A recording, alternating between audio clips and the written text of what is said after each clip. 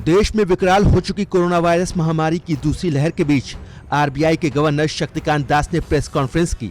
इस दौरान उन्होंने कोरोना के खिलाफ लड़ाई में इकोनॉमी को सहारा देने के लिए कई उपायों की घोषणा की। रिजर्व बैंक की तरफ से की गई घोषणा का बाजार ने स्वागत किया और आर्थिक जानकारों ने भी सराहा। इस दौरान नेशनल ब्रॉडकास्टर डीडी न्यूज ने उनके हवाले से एक ट्वीट किया, जिसे बाद में हटाना पड़ा। दरअसल डीडी न्यूज ने ट्वीट किया कि रिजर्व बैंक के गवर्नर शक्तिकांत दास ने प्रेस कॉन्फ्रेंस में कहा कि 2020 की दूसरी छमाही तक देश में सभी के लिए वैक्सीन उपलब्ध होगी। डीडी न्यूज के इसी ट्वीट को बाद में डिलीट किया गया।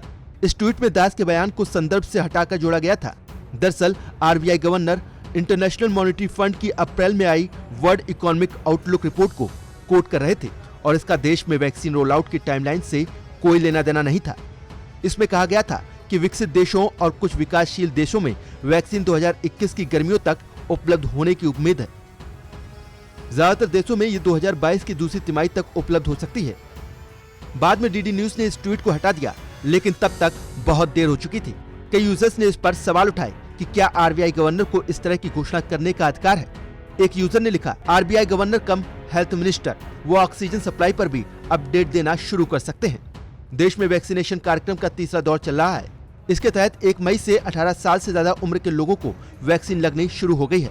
हालांकि देश के कई राज्यों से वैक्सीन की कमी की खबरें भी आ रही हैं। पिछले कई दिनों से देश में रोज कोरोना के 3.5 लाख से ज्यादा मामले सामने आ रहे हैं।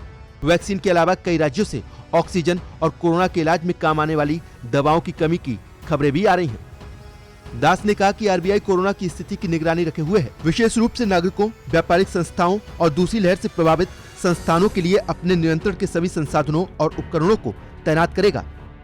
उन्होंने कहा कि कोरोना की पहली लहर के बाद इकोनॉमी बेहतर होने लगी थी, लेकिन दूसरी लहर ने एक बार फिर संकट पैदा कर दिया है। हमें वायरस से लड़ने के लिए अपने संसाधनों का उचित प्रबंधन करना होगा। इसके अलावा आरबीआई ने हेल्थ केयर के लिए 50,000 करोड़ रुपए के फंड का ऐलान किया।